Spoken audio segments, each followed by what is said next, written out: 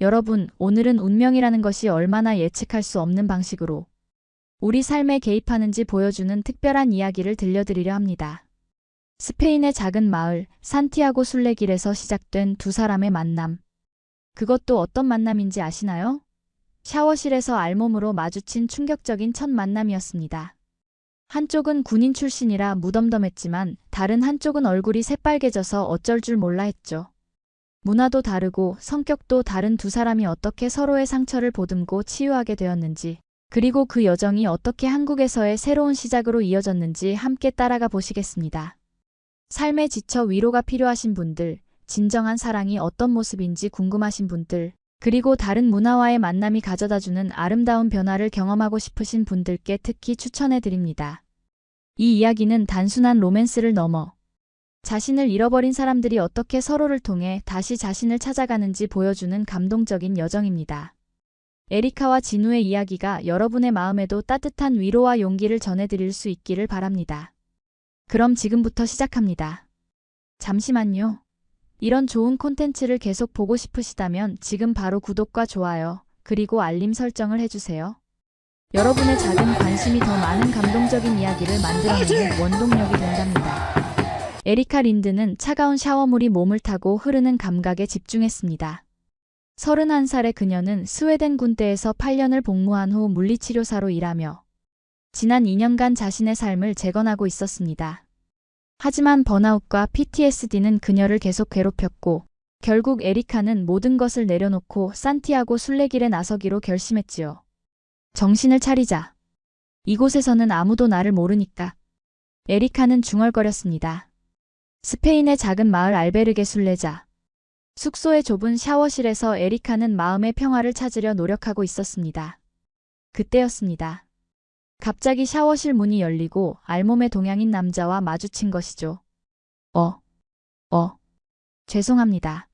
남자는 황급히 수건을 집어 몸을 가리려 했습니다. 얼굴이 토마토처럼 새빨개진 그는 당황해서 뒤로 물러섰습니다. 반면 에리카는 군대에서 남녀가 함께 생활했던 경험 때문인지 의외로 침착했지요. 괜찮아요. 굳이 숨기지 않아도 됩니다. 난 괜찮으니까요. 에리카의 무덤덤한 반응에 남자는 더욱 당황한 듯 했습니다. 정말 죄송합니다. 문이 잠겨있지 않아서. 그는 어색한 웃음을 지으며 재빨리 문을 닫았습니다. 에리카는 샤워를 마치고 나와 숙소 식당에서 저녁을 먹기 위해 자리에 앉았습니다. 그리고 그곳에서 다시 그 남자와 마주쳤지요. 이번에는 두 사람 모두 옷을 제대로 갖춰 입은 상태였습니다. 남자는 에리카를 발견하자 다시 얼굴이 붉어졌습니다. 정진우입니다. 한국에서 왔어요. 그리고 정말 죄송합니다. 아까 일은. 그가 어색하게 인사를 건넸습니다. 에리카 린드예요. 스웨덴에서 왔죠. 신경 쓰지 마세요, 진우 씨. 실수였잖아요. 에리카는 미소를 지으며 대답했습니다. 이렇게 두 사람의 특이한 첫 만남이 시작되었습니다. 저녁 식사 동안 에리카는 진우가 조용하고 성실한 성격이라는 것을 알게 되었습니다. 그는 한국에서 고등학교 교사로 일하다가 번아웃을 경험하고 자신을 돌아보기 위해 순례길에 나섰다고 했지요. 선생님으로서 아이들에게 꿈을 심어주려 했지만 정작 내 꿈은 잊고 살았던 것 같아요. 진우의 솔직한 고백이 에리카의 마음을 두드렸습니다.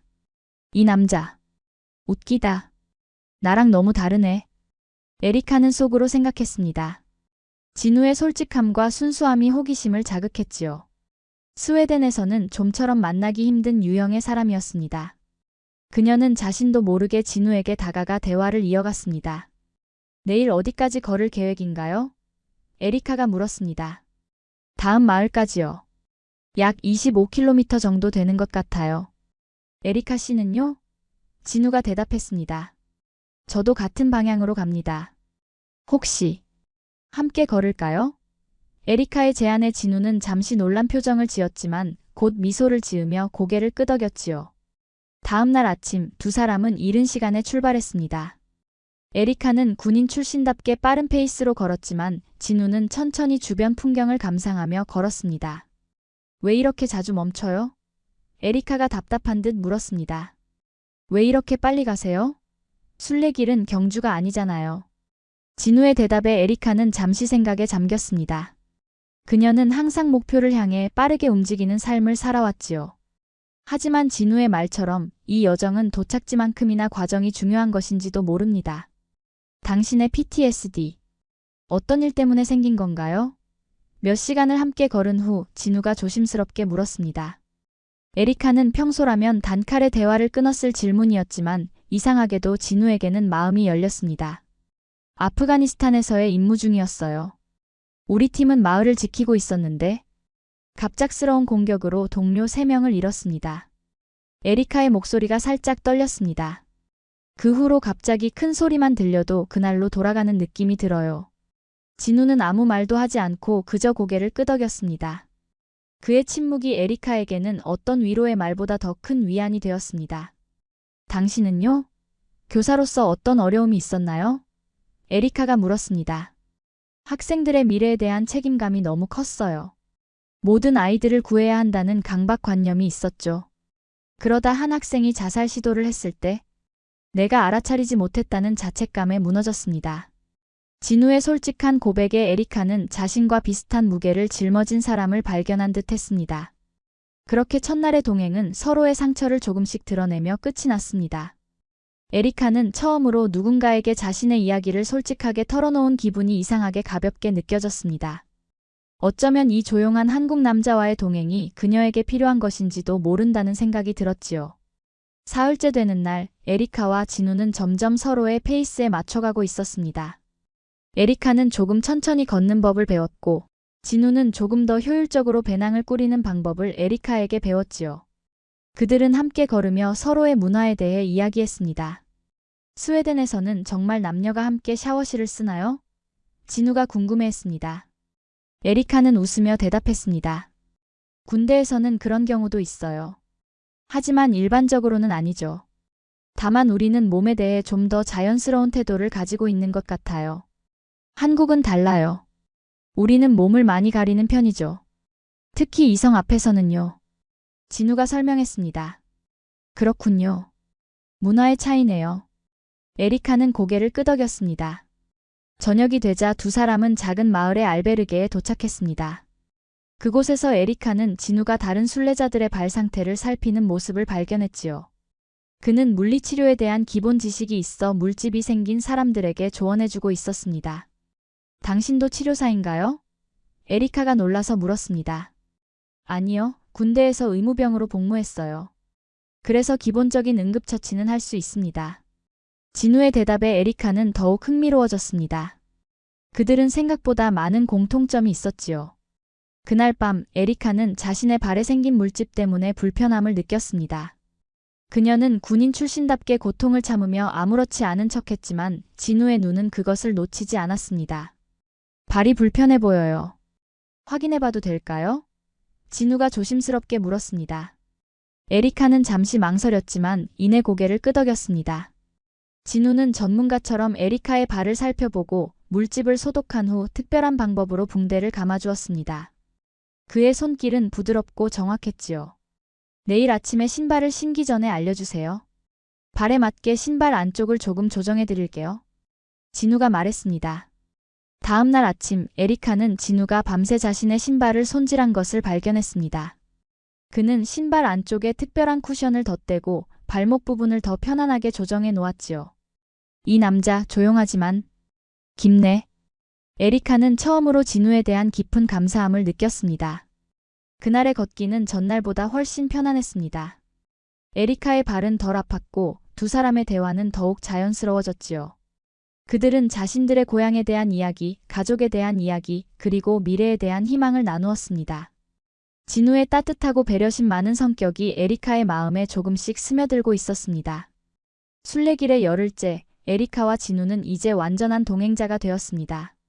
그들은 서로의 습관과 취향을 알게 되었고 묘한 균형을 이루며 함께 걷고 있었지요. 에리카는 진우의 느린 걸음이 더 이상 답답하게 느껴지지 않았고 진우는 에리카의 직설적인 화법에 익숙해졌습니다. 오늘은 비가 올 것 같네요. 아침 일찍 출발하며 진우가 하늘을 올려다보며 말했습니다. 괜찮아요. 우리는 군인과 교사잖아요. 적응하는 건 우리의 특기죠. 에리카가 웃으며 대답했습니다. 그녀의 유머 감각이 돌아오고 있었습니다. 예전의 무거운 기분은 조금씩 가벼워지고 있었지요. 두 사람은 오전 내내 걸었고 점심을 먹기 위해 작은 카페에 들렀습니다. 그곳에서 그들은 다른 순례자들과 이야기를 나누며 즐거운 시간을 보냈습니다. 에리카는 진우가 자신보다 사람들과 어울리는 것이 훨씬 더 자연스럽다는 것을 발견했지요. 그는 조용했지만 사람들의 이야기에 귀 기울이고 적절한 질문을 던지는 재능이 있었습니다. 당신은 정말 좋은 선생님이었을 거예요. 에리카가 진심으로 말했습니다. 고마워요. 당신도 좋은 군인이었을 겁니다. 진우가 미소 지으며 대답했습니다. 오후에 그들이 산길을 오르기 시작할 때 하늘에서는 비가 내리기 시작했습니다. 처음에는 가벼운 이슬비였지만 점점 강해져 결국 폭우가 되었지요. 길은 금세 진흙탕이 되었고 시야도 좋지 않았습니다. 조심해요. 미끄러워요. 진우가 앞서 가던 에리카에게 소리쳤습니다. 하지만 그의 경고가 무색하게 에리카는 가파른 내리막길에서 미끄러져 넘어지고 말았지요. 그녀는 비명을 지르며 발목을 붙잡았습니다. 에리카. 진우가 달려와 그녀 옆에 무릎을 꿇었습니다. 움직일 수 있어요? 에리카는 고통스러운 표정으로 고개를 저었습니다. 발목이 아마도 삐었나 봐요. 그녀는 이를 악물며 말했습니다. 진우는 망설임 없이 에리카의 배낭을 자신의 가슴에 메고 그녀를 등에 업었습니다. 다음 마을까지 5시간 정도 걸릴 거예요. 견딜 수 있겠어요? 그가 물었습니다. 내려요. 당신 혼자 갔다가 도움을 불러오면 돼요. 에리카가 항의했지만 진우는 단호했습니다. 이 비와 지늘길에 당신을 혼자 둘 수는 없어요. 제가 할 수 있습니다. 그의 목소리에는 에리카가 전에 들어본 적 없는 강인함이 있었지요. 그렇게 진우는 두 개의 배낭과 에리카를 짊어지고 5시간을 걸어 다음 마을의 하숙집까지 도착했습니다. 그의 셔츠는 땀과 비로 흠뻑 젖었고 다리는 후들거렸지만 얼굴에는 결연한 의지가 있었습니다. 하숙집에 도착한 후 진우는 주인에게 의사를 불러달라고 부탁했습니다. 곧 마을의 의사가 도착해 에리카의 발목을 진찰했지요. 다행히 골절은 아니고 심한 염좌입니다. 며칠간 절대 안정이 필요해요. 의사의 진단에 에리카는 깊은 한숨을 내쉬었습니다. 순례길을 계속할 수 없겠네요. 그녀는 실망한 목소리로 말했습니다. 괜찮아요. 당신이 회복할 때까지 여기서 쉬었다가 다시 시작하면 됩니다. 진우가 위로했습니다. 당신은 계속 가셔야죠. 시간이 제한되어 있잖아요. 에리카가 말했습니다. 진우는 3주 휴가를 내고 온 상태였고 이미 절반 이상이 지났습니다. 하지만 진우는 고개를 저었습니다. 당신 혼자 두고 갈 수 없어요. 함께 시작했으니 함께 끝내야죠. 왜 이렇게까지 해요? 에리카가 물었습니다. 그녀는 진우의 행동을 이해할 수 없었습니다. 그들은 겨우 열흘 전에 만난 사이일 뿐이었습니다. 진우는 잠시 생각에 잠긴 듯 창밖을 바라보다가 조용히 대답했습니다. 혼자 아픈 건 너무 외로운 일이니까요. 이 한마디가 에리카의 마음을 강하게 두드렸습니다. 그녀는 항상 혼자였습니다. 군대에서도 전쟁터에서도 그리고 PTSD와 싸울 때도 모든 것을 혼자 견뎌왔지요. 누군가가 곁에 있어주겠다고 말하는 것은 이번이 처음이었습니다. 고마워요. 에리카의 목소리가 살짝 떨렸습니다. 그녀는 오랫동안 억눌러왔던 감정이 서서히 표면으로 올라오는 것을 느꼈습니다. 다음 며칠 동안 진우는 에리카를 헌신적으로 돌보았습니다. 그는 그녀를 위해 음식을 준비하고 책을 읽어주고 발목에 냉찜질을 해주었지요. 때로는 이야기를 나누고 때로는 그저 침묵 속에서 함께 있었습니다. 당신 학생들은 정말 행운이었네요. 하루는 에리카가 진우에게 말했습니다. 왜요? 진우가 물었습니다. 이렇게 따뜻한 선생님이 있었으니까요. 나는 군대에서는 이런 따뜻함을 느껴본 적이 없었어요. 에리카가 솔직하게 말했습니다. 진우는 미소를 지었습니다. 때로는 우리가 가장 필요로 하는 것이 단순한 존재감일 때가 있어요. 누군가 그저 곁에 있어주는 것만으로도 세상이 달라지죠. 에리카는 진우의 말에 깊이 공감했습니다. 그녀는 처음으로 자신의 방어막이 서서히 무너지고 있다는 것을 느꼈지요. 그동안 단단하게 쌓아온 벽이 진우의 따뜻한 존재 앞에서 의미를 잃어가고 있었습니다. 처음엔 당신이 웃겼어요. 에리카가 조용히 고백했습니다. 근데 지금은 당신이 나랑 닮았다는 걸 알겠어요. 안 다치려고 애쓰는 거, 다른 사람들을 먼저 생각하는 거. 일주일 후 에리카의 발목은 많이 호전되었습니다. 그녀는 이제 짧은 거리는 목발 없이도 걸을 수 있었지요. 하지만 순례길을 계속하기에는 아직 무리가 있었습니다. 이제 어떻게 할까요? 진우가 물었습니다.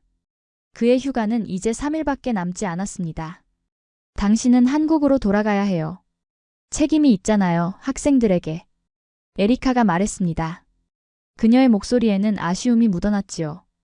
그럼 당신은요? 진우가 걱정스럽게 물었습니다. 저는 조금 더 여기 있다가 스웨덴으로 돌아갈 거예요. 발목이 완전히 나을 때까지요. 에리카가 대답했습니다. 두 사람 사이에 무거운 침묵이 내려앉았습니다. 그들은 지난 2주 동안 너무나 가까워졌고 이제 헤어질 생각을 하니 마음이 무거웠지요. 마지막 저녁 식사를 함께해요. 진우가 제안했습니다. 에리카는 미소를 지으며 고개를 끄덕였습니다. 그들은 마을에서 가장 좋은 레스토랑으로 갔습니다. 와인 한 병을 주문하고 스페인 전통 요리를 즐겼지요. 대화는 자연스럽게 흘렀고 그들은 서로의 회사를 즐겼습니다. 하지만 시간이 갈수록 에리카는 이상한 감정에 사로잡혔습니다. 그것은 두려움이었습니다. 진우와 헤어지면 다시 혼자가 된다는 두려움이었지요. 내일 몇 시 비행기예요? 에리카가 물었습니다. 오후 3시요. 마드리드에서요. 진우가 대답했습니다. 에리카는 고개를 끄덕였습니다. 그녀는 와인잔을 들어 한 모금 마시고 용기를 내어 말했습니다. 진우 씨, 당신을 만나서 정말 다행이었어요. 처음엔 당신이 웃겼어요. 근데 지금은 나랑 닮았어요. 안 다치려고 애쓰는 거. 진우는 에리카를 바라보았습니다. 그의 눈에는 말로 표현할 수 없는 감정이 담겨 있었지요. 그는 천천히 손을 뻗어 에리카의 손을 잡았습니다. 아무 말도 하지 않았지만 그의 손길에는 모든 말이 담겨 있었습니다. 이게 끝은 아니길 바라요. 에리카의 말에 진우는 가만히 그녀의 눈을 바라보았습니다. 나도 그렇게 생각해요. 그가 조용히 대답했습니다. 레스토랑을 나온 두 사람은 별이 빛나는 스페인의 밤하늘 아래를 천천히 걸었습니다. 에리카는 진우의 팔을 의지하며 절뚝거렸지만 그 어느 때보다 마음이 가벼웠습니다. 그들은 작은 광장에 있는 벤치에 앉아 밤하늘을 바라보았지요. 스웨덴의 밤하늘도 이렇게 아름다운가요? 진우가 물었습니다. 더 아름다워요. 특히 북부에서는 오로라를 볼 수 있죠. 에리카가 대답했습니다.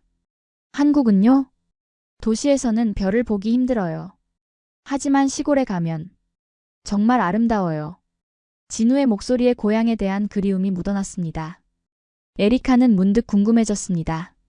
당신이 한국으로 돌아가면 다시 교사로 일할 건가요? 진우는 잠시 생각에 잠긴 듯 했습니다. 아마도요.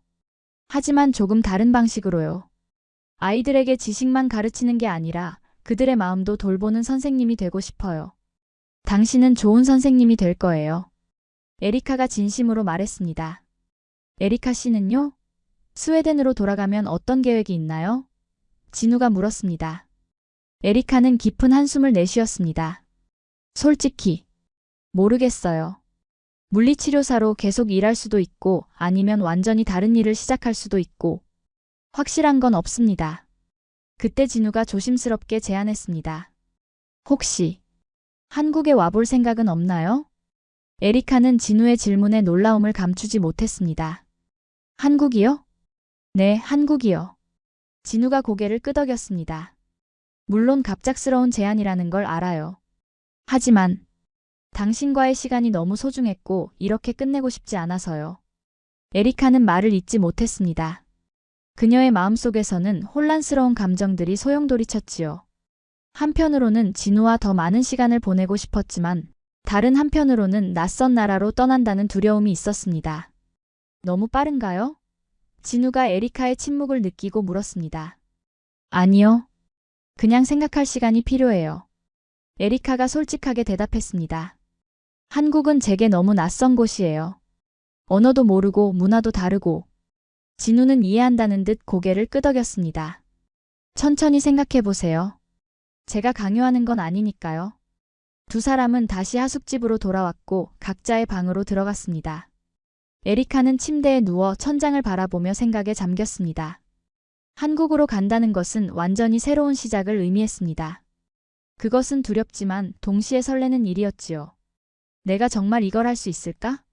에리카는 스스로에게 물었습니다. 그녀는 항상 안전한 선택을 해왔습니다. 군대에 들어간 것도 물리치료사가 된 것도 모두 계획된 삶의 일부였지요. 하지만 지금 그녀 앞에는 완전히 예측할 수 없는 길이 놓여 있었습니다. 다음 날 아침 에리카는 결정을 내렸습니다. 그녀는 진우의 방문을 두드렸지요. 잠시 이야기할 수 있을까요? 에리카가 물었습니다. 진우는 문을 열고 에리카를 맞이했습니다. 그는 이미 짐을 다 꾸려놓은 상태였습니다. 한국. 그 남자와 함께라면 어디든 괜찮을지도 모르겠어요. 에리카가 말했습니다. 잠시 방문해보고 싶어요. 어떤 곳인지 보고 그 다음 결정을 내려도 될까요? 진우의 얼굴에 환한 미소가 번졌습니다. 물론이죠. 당신이 한국을 좋아하게 될 거라고 확신해요. 하지만 조건이 있어요. 에리카가 진지한 표정으로 말했습니다. 제가 독립적으로 살 수 있게 도와주세요. 언어를 배우고 일자리를 찾고 제 삶을 스스로 꾸려나가고 싶어요. 당연하죠. 제가 할 수 있는 모든 도움을 드릴게요. 하지만 최종 결정은 항상 에리카 씨가 내리는 거예요. 진우가 약속했습니다. 그렇게 에리카는 큰 결심을 하게 되었습니다. 그녀는 스웨덴의 아파트를 3개월간 임대하기로 했고 필요한 짐만 꾸려 진우와 함께 한국으로 떠나기로 했지요. 제가 미쳤나 봐요. 공항으로 가는 택시 안에서 에리카가 웃으며 말했습니다. 아니요, 용감한 거예요. 진우가 그녀의 손을 꼭 잡으며 대답했습니다. 새로운 시작을 향해 발걸음을 내딛는 건 항상 용기가 필요한 일이니까요. 마드리드 공항에서 그들은 각자 다른 비행기를 타야 했습니다. 에리카는 스웨덴으로 돌아가 짐을 정리하고 2주 후에 한국으로 오기로 했지요. 2주 후에 인천공항에서 만나요. 진우가 작별 인사를 하며 말했습니다. 약속해요. 에리카가 대답했습니다. 그녀의 마음속에는 두려움보다 기대감이 더 컸습니다. 새로운 삶, 새로운 나라, 그리고 진우와 함께하는 미래가 그녀를 기다리고 있었습니다. 2주 후 에리카는 인천국제공항에 도착했습니다. 긴 비행시간 동안 그녀는 계속해서 자신의 결정에 대해 생각했지요. 스웨덴을 떠나 완전히 낯선 나라로 오는 것이 올바른 선택일까? 하지만 출구를 나서는 순간 그녀의 모든 의심은 사라졌습니다. 진우가 환한 미소를 지으며 그녀를 기다리고 있었기 때문입니다. 잘 왔어요. 진우가 에리카를 포옹하며 말했습니다. 드디어 왔네요. 에리카가 대답했습니다. 그녀는 진우의 품에서 이상한 안정감을 느꼈습니다. 마치 집에 온 것 같은 느낌이었지요. 진우는 에리카를 서울 근교의 작은 아파트로 안내했습니다. 그는 에리카를 위해 한 달간 머물 수 있는 장소를 마련해 두었지요. 일단 적응할 시간이 필요할 거예요. 그동안 한국어도 조금 배우고 주변 환경도 살펴보세요. 진우가 말했습니다. 에리카는 처음 몇 주 동안 한국 생활에 적응하기 위해 노력했습니다. 언어의 장벽, 다른 음식, 낯선 문화. 모든 것이 도전이었지만 동시에 흥미로웠지요. 진우는 퇴근 후에 그녀를 데리고 서울의 여러 곳을 구경시켜 주었고 주말에는 한국의 아름다운 자연을 함께 탐험했습니다. 한 달이 지나자 에리카는 작은 결정을 내렸습니다. 그녀는 자신의 물리치료 기술과 군대에서의 경험을 활용하여 재활 프로그램을 시작하고 싶었지요. 진우 씨, 당신의 교육 경험과 제 군사 재활 훈련을 결합하면 어떨까요? 에리카가 제안했습니다. 스트레스나 트라우마를 겪은 사람들을 위한 프로그램을 만들 수 있을 것 같아요. 진우는 에리카의 아이디어에 큰 관심을 보였습니다. 그거 정말 좋은 생각이에요. 한국에서도 그런 프로그램이 필요한 사람들이 많아요. 그렇게 두 사람은 리커버리 워크 프로그램을 개발하기 시작했습니다. 에리카의 군사 재활 훈련과 진우의 교사 경력이 결합된 이 프로그램은 걷기를 통해 정신적 트라우마를 치유하는 것을 목표로 했지요. 그들은 서울 근교의 작은 산책로에서 첫 프로그램을 시작했고 점차 참가자들이 늘어났습니다. 몇 달 후 리커버리 워크는 한국 내에서 주목받는 프로그램이 되었습니다. 에리카와 진우는 함께 일하면서 더욱 가까워졌고 그들의 관계는 깊은 사랑과 존경으로 발전했지요. 에리카, 우리가 처음 만났던 날을 기억해요? 어느 저녁 한강변을 걷던 진우가 물었습니다. 에리카는 웃음을 터뜨렸습니다. 어떻게 잊을 수 있겠어요? 당신은 얼굴이 새빨개져서 어쩔 줄 몰라 했잖아요. 그때는 몰랐어요. 그 우연한 만남이 내 인생을 완전히 바꿔놓을 거라는 걸요. 진우가 진지하게 말했습니다. 에리카는 진우의 손을 꼭 잡았습니다. 나도 마찬가지예요. 한국에서 나는 걷는 법을 다시 배웠어요. 함께 걷는다는 건 누군가의 마음까지 옮겨가는 일이었죠. 그녀는 돌아보니 산티아고 순례길에서 시작된 그들의 여정이 이제는 서울의 거리, 한국의 산길로 이어졌습니다. 에리카는 더 이상 혼자가 아니었습니다. 그녀는 진우와 함께 새로운 길을 걷고 있었고 그 길에서 자신을 다시 발견하고 있었지요. 진우 씨, 고마워요. 당신이 없었다면 나는 여전히 내 상처 속에 갇혀 있었을 거예요. 에리카가 말했습니다. 에리카가 있었기에 나도 용기를 낼 수 있었어요. 우리는 서로에게 힘이 되어 주었죠. 진우가 대답했습니다. 한강이 석양을 배경으로 두 사람은 서로를 바라보았습니다. 그들의 눈에는 과거의 상처가 아닌 미래에 대한 희망이 빛나고 있었습니다. 스웨덴 여군과 한국 남자의 특별한 사랑 이야기는 이렇게 계속되고 있었습니다. 서로 다른 문화, 서로 다른 배경. 하지만 같은 마음으로 함께 걷는 두 사람의 여정은 이제 막 시작되었을 뿐입니다. 함께 걸어요. 앞으로도 계속. 에리카가 말했습니다. 네, 함께 걸어요. 진우가 대답했습니다. 그리고 두 사람은 손을 꼭 잡고 석양 속으로 걸어갔습니다. 안녕하십니까, 여러분. 오늘 들려드릴 이야기는 서로 다른 두 세계가 만나 빚어낸 감동적인 러브스토리입니다.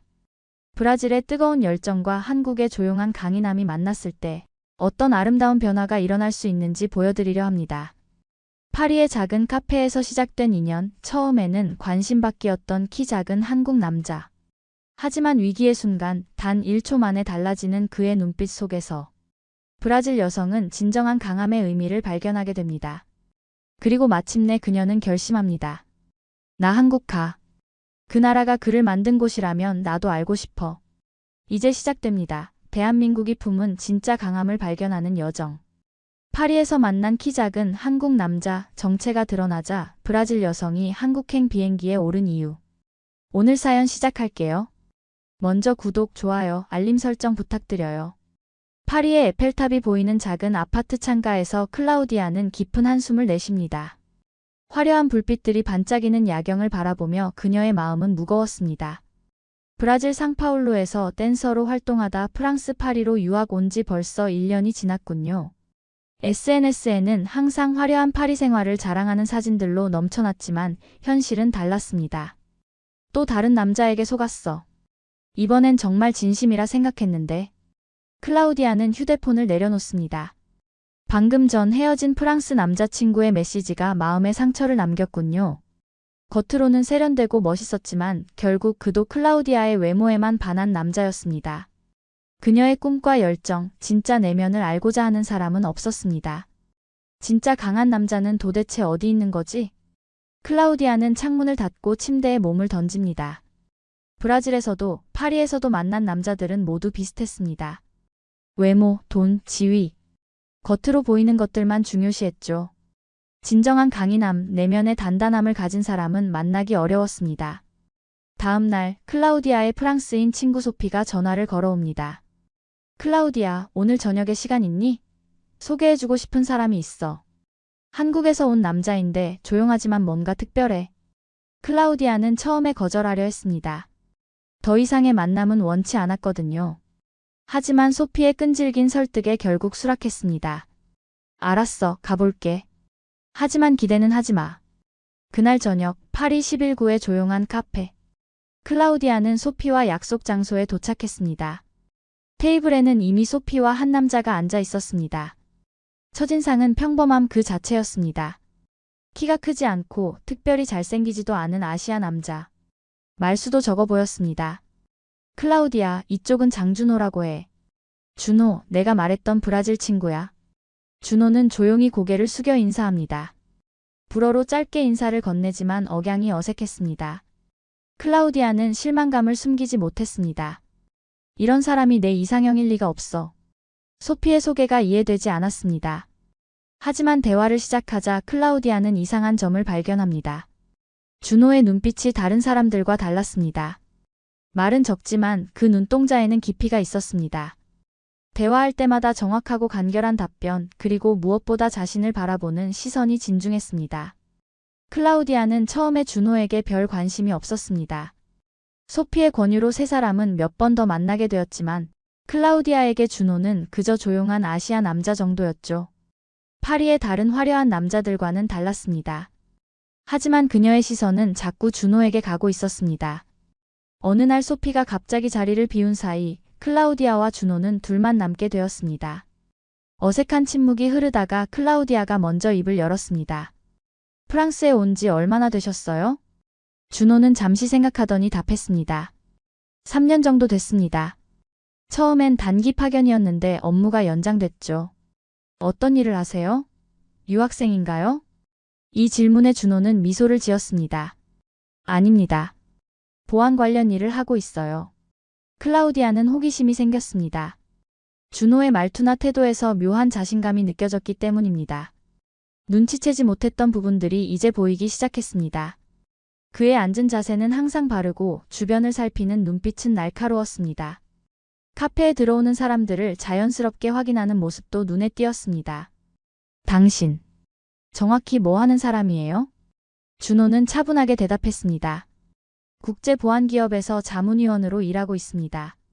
프랑스 주재 한국 대사관에서도 잠시 근무했고요. 클라우디아가 놀란 표정을 짓자 준호는 덧붙였습니다. 군 복무 시절 특전사에 있었고 태권도 상비군 경력도 있습니다. 그 경험들이 지금 일에 도움이 되죠. 클라우디아는 충격을 받았습니다. 처음 봤을 때 너무나 평범해 보였던 이 남자의 배경이 예상과 달랐습니다. 특전사, 태권도 상비군, 보안 전문가. 그동안 자신이 생각해왔던 강한 남자의 이미지와는 완전히 달랐습니다. 그렇군요. 전혀 몰랐어요. 처음 봤을 땐. 준호는 미소 지으며 말했습니다. 대부분 그렇게 생각하십니다. 괜찮아요. 그날 이후 클라우디아는 준호를 새로운 시선으로 보기 시작했습니다. 겉으로 드러나는 화려함이 아닌 내면의 단단함을 가진 사람. 클라우디아는 점점 준호에게 더 알고 싶다는 생각이 들었습니다. 그가 자란 나라, 그가 받은 교육, 그의 가치관까지. 모든 것이 궁금해졌습니다. 그로부터 며칠 후 클라우디아와 준호는 파리의 세느강변을 따라 산책하고 있었습니다. 계절은 초여름, 프랑스의 따스한 햇살이 두 사람을 비추고 있었습니다. 클라우디아는 준호에 대해 더 알고 싶었습니다. 한국에서는 모든 남자들이 군대에 가나요? 준호는 고개를 끄덕였습니다. 네, 징병제라서 건강한 성인 남성은 의무적으로 복무합니다. 저는 특전사를 지원해서 갔지만요. 특전사라. 그건 아주 힘든 훈련을 받는 곳 아닌가요? 준호의 눈빛이 잠시 과거를 회상하는 듯 변했습니다. 맞습니다. 혹독한 훈련이죠. 하지만 그 과정에서 많은 것을 배웠습니다. 신체적인 한계를 넘는 법, 어떤 상황에서도 침착함을 유지하는 법, 그리고 무엇보다 팀원들과 함께 고난을 이겨내는 법을 배웠죠. 클라우디아는 준호의 말에 감탄했습니다. 그녀가 만났던 다른 남자들은 자신의 성취나 재산을 과시하기 바빴는데 준호는 오히려 겸손했습니다. 자신이 겪은 어려움에서 얻은 교훈을 이야기하는 모습이 인상적이었습니다. 정말 대단해요. 그런데 왜 프랑스에 오게 되었어요? 처음에는 한국 대사관 보안 업무로 파견되었다가 이후 국제보안기업의 제안을 받았습니다. 제 경험이 필요한 곳이라고 해서요. 대화를 이어가던 중 갑자기 큰 소리가 들렸습니다. 세느강 다리 아래에서 한 무리의 사람들이 소란을 피우고 있었습니다. 클라우디아와 준호는 무슨 일인지 궁금해 가까이 다가갔습니다. 다리 아래에서는 두 명의 취한 남성이 아시아계 노부부를 향해 인종차별적인 발언을 하며 위협하고 있었습니다. 노부부는 겁에 질려 움츠러들어 있었고 주변 사람들은 모른 척 지나쳤습니다. 준호는 잠시 상황을 파악한 후 클라우디아에게 말했습니다. 여기 잠시만 기다려주세요. 그리고 준호는 조용히 그 상황으로 걸어갔습니다. 클라우디아는 걱정스러운 마음으로 지켜보았습니다. 준호는 취한 남성들 앞에 서서 무언가 말을 건넸습니다. 클라우디아가 보기에 특별한 행동은 없었습니다. 하지만 놀랍게도 취한 남성들의 태도가 급격히 바뀌었습니다. 몇 마디 대화 후 그들은 사과하고 자리를 떠났습니다. 준호가 돌아오자 클라우디아는 놀라움을 감추지 못했습니다. 어떻게 한 거예요? 무슨 말을 했길래 그들이 물러났죠? 준호는 담담하게 대답했습니다. 특별한 말은 없었습니다. 단지 그들의 행동이 잘못되었음을 알려주고 경찰에 신고할 수 있다고 말했을 뿐이죠. 하지만 클라우디아는 그것만이 아니라는 것을 알았습니다.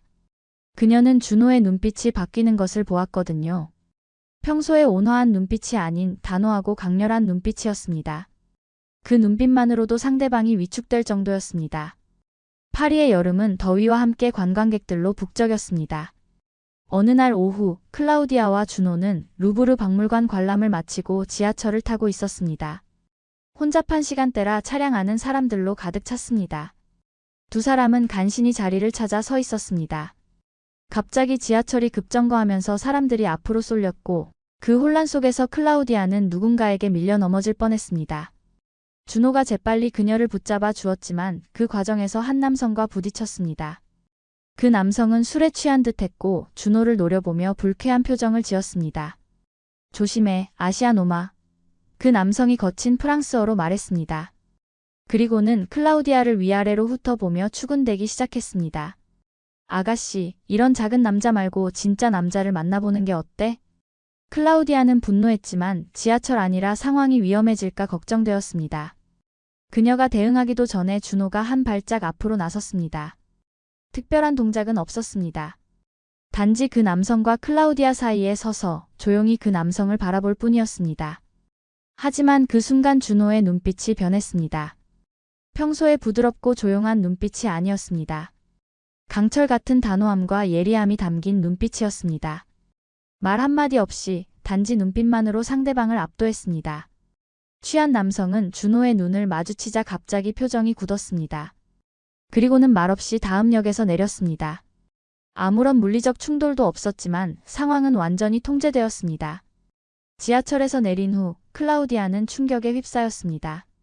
준호, 대단해요. 어떻게 한마디도 하지 않고 그 상황을 해결한 거죠? 준호는 평소처럼 담담하게 대답했습니다. 특별한 건 없었습니다. 그냥 그가 더 이상 귀찮게 하지 않도록 의사를 전달했을 뿐이죠. 하지만 당신 눈빛이 완전히 달라졌어요. 마치 다른 사람 같았어요. 준호는 잠시 생각하더니 말했습니다. 군 시절 배운 것 중 하나가 있습니다. 진정한 강함은 폭력을 쓰는 게 아니라 폭력을 쓰지 않고도 상황을 통제할 수 있는 능력이죠. 한국에서는 그렇게 배웁니다. 클라우디아는 처음으로 깊은 깨달음을 얻었습니다. 그녀가 생각했던 강한 남자의 개념이 완전히 잘못되었다는 것을요. 겉으로 드러나는 근육이나 키, 목소리의 크기가 아니라 내면의 단단함과 자제력이 진정한 강함이라는 것을 말입니다. 이게 진짜 강함이구나. 클라우디아는 준호를 새로운 눈으로 바라보았습니다. 그날 밤 클라우디아는 처음으로 준호의 나라, 한국에 대해 깊이 생각해 보았습니다. 어떤 나라가 이런 사람을 만들어냈을까? 조용하지만 내면이 단단한, 겸손하지만 위기 상황에서 빛나는 준호 같은 사람을 말입니다. 주말, 클라우디아와 준호는 파리 근교의 조용한 공원에서 시간을 보내고 있었습니다. 클라우디아는 며칠 전 지하철 사건 이후 준호의 나라에 대해 더 알고 싶어졌습니다. 준호, 한국에 대해 더 이야기해 주세요. 어떤 나라인지 정말 궁금해요. 준호의 눈빛이 고향을 생각하는 듯 따뜻해졌습니다. 그는 잠시 생각에 잠기더니 말을 이어갔습니다. 대한민국은 작지만 단단한 나라입니다. 전쟁의 폐허에서 시작해 이제는 세계 10위권 경제 강국이 되었죠. 우리에겐 선택의 여지가 없었습니다. 강해지지 않으면 살아남을 수 없었으니까요. 클라우디아는 깊이 공감했습니다. 브라질도 많은 어려움을 겪은 나라였기 때문입니다. 준호는 계속해서 이야기했습니다. 군대에서는 모든 것을 걸고 훈련합니다. 하지만 그건 싸우기 위해서가 아니라 지키기 위해서죠. 가족을, 나라를, 평화를 지키기 위한 훈련입니다. 그런 경험이 당신을 만든 거군요. 클라우디아가 말했습니다. 준호는 고개를 끄덕였습니다.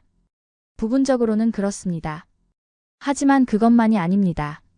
한국 사람들은 어려움 속에서도 서로를 돕고 질서를 지키며 더 나은 미래를 위해 끊임없이 노력합니다.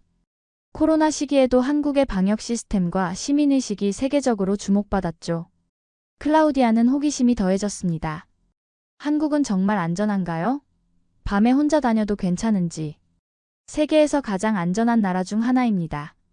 여성들도 밤늦게 혼자 귀가해도 크게 걱정하지 않죠. 물론 완벽하진 않지만 시민들의 높은 의식 수준과 치안 시스템이 뒷받침됩니다. 클라우디아는 감탄했습니다. 브라질이나 심지어 파리에서도 밤에 혼자 다니는 것은 항상 조심해야 할 일이었습니다. 한국의 기술력도 정말 대단하다고 들었어요. 삼성, 현대 같은 기업들. 준호의 얼굴에 자부심이 묻어났습니다. 네, 우리는 자원이 부족한 나라입니다. 그래서 사람에 투자했죠. 교육, 기술 개발, 혁신. 그것이 우리의 경쟁력이 되었습니다. 60년 전만 해도 세계 최빈국 중 하나였던 나라가 이제는 세계를 선도하는 기술 강국이 되었으니까요. 클라우디아는 깊은 인상을 받았습니다. 그동안 한국에 대해 막연히 K-팝과 K-드라마 정도로만 알고 있었는데 준호의 이야기를 들으며 그 나라의 깊이와 역사, 그리고 국민성에 대해 새롭게 알게 되었습니다. 준호, 당신 나라가 점점 더 궁금해져요. 언젠가 한국에 가보고 싶어요. 준호는 미소 지었습니다. 언제든지 환영합니다. 한국의 아름다움은 겉으로 드러나는 화려함보다 그 속에 담긴 역사와 정신에 있으니까요. 그날 이후 클라우디아는 한국에 대해 더 많이 알아보기 시작했습니다. 인터넷으로 한국의 역사와 문화를 검색하고 한국 영화도 찾아보았습니다. 그리고 점점 더 그 나라에, 그리고 그 나라가 만든 준호라는 사람에게 마음이 끌려갔습니다. 가을이 깊어가는 10월의 파리, 클라우디아와 준호의 관계는 단순한 친구 사이를 넘어서고 있었습니다. 함께 보내는 시간이 늘어날수록 클라우디아는 준호에게 더 깊은 감정을 느꼈습니다. 그의 배려심, 지혜, 그리고 무엇보다 내면의 강인함이 그녀를 끌어당겼습니다.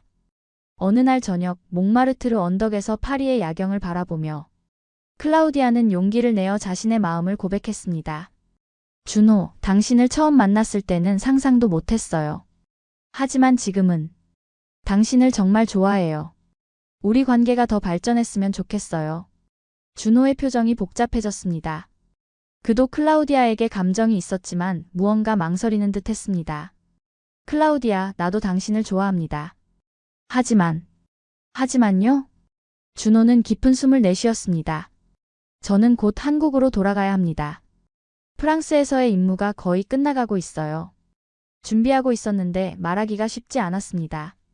클라우디아는 충격을 받았습니다. 이제 막 시작하려던 관계가 끝날 위기에 처한 것입니다. 언제 떠나야 하는데요? 한 달 후에요. 본사에서 새로운 업무를 맡게 됩니다. 프랑스는 저에게 잠시 머문 곳일 뿐이었습니다. 클라우디아의 눈에 눈물이 고였습니다. 그녀는 이전에도 이별을 겪어봤지만 이번은 달랐습니다. 준호는 그녀가 만난 그 어떤 남자와도 달랐으니까요. 침묵이 흐르다가 클라우디아가 다시 입을 열었습니다. 그럼 저도 한국에 가면 되지 않을까요? 준호는 놀란 표정을 지었습니다. 한국에요? 하지만 당신의 댄스 경력, 친구들, 가족들 모두 여기 있잖아요. 제 경력은 어디서든 이어갈 수 있어요. 게다가 한국은 K-팝으로 유명하니 댄서로서 기회도 있을 거예요. 무엇보다 당신이 거기 있잖아요. 준호는 감동했지만 여전히 걱정스러웠습니다. 한국 생활이 쉽지 않을 수도 있어요. 언어도 다르고 문화적 차이도 크고. 클라우디아는 결연한 표정을 지었습니다. 제가 겁쟁이로 보이나요? 브라질에서 프랑스까지 온 사람이에요. 새로운 도전을 두려워하지 않아요. 게다가 그녀는 잠시 말을 멈추고 준호의 눈을 바라보았습니다. 당신이 사랑하는 나라를 저도 알고 싶어요. 그 나라가 당신을 만든 곳이라면 분명 특별할 테니까요. 준호의 눈에도 감동의 빛이 어렸습니다. 그는 클라우디아의 손을 조심스럽게 잡았습니다. 정말 그렇게 생각하나요? 네, 진심이에요. 저 한국 가요.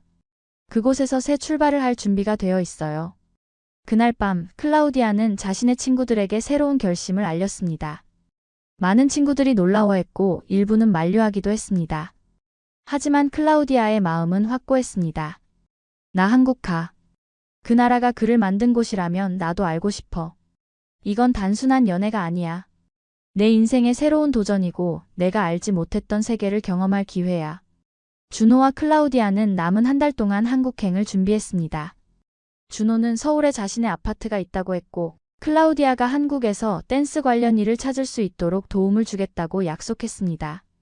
클라우디아도 기본적인 한국어 공부를 시작했습니다. 안녕하세요. 저는 클라우디아입니다. 그녀는 어색한 발음으로 연습하며 웃었습니다. 준호는 그녀의 열정에 감동했습니다. 발음이 꽤 좋네요. 금방 배우실 거예요.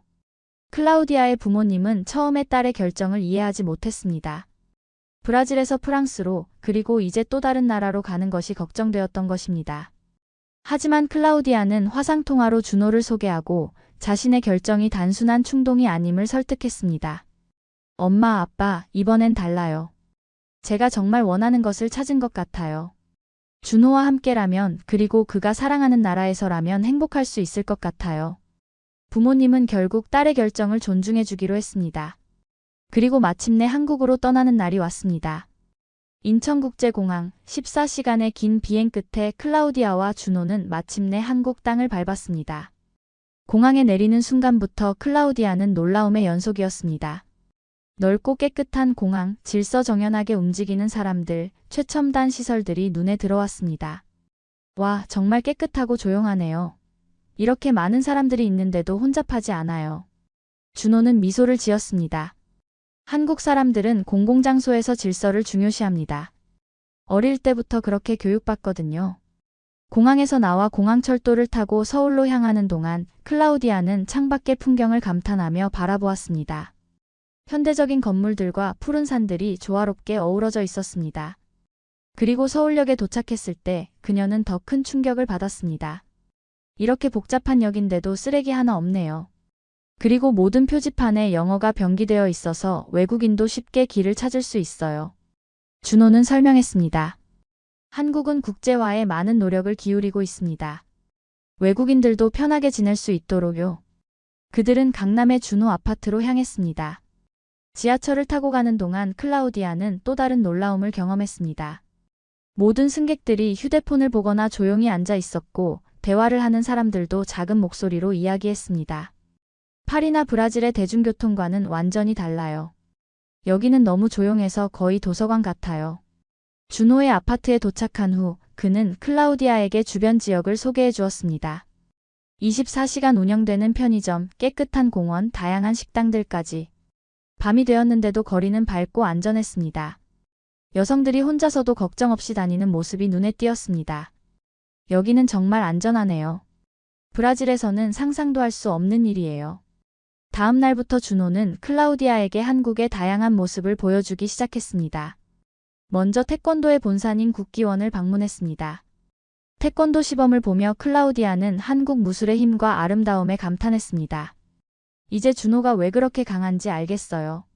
이런 정신과 훈련으로 자란 거였군요. 이어서 그들은 DMZ 안보관광을 다녀왔습니다.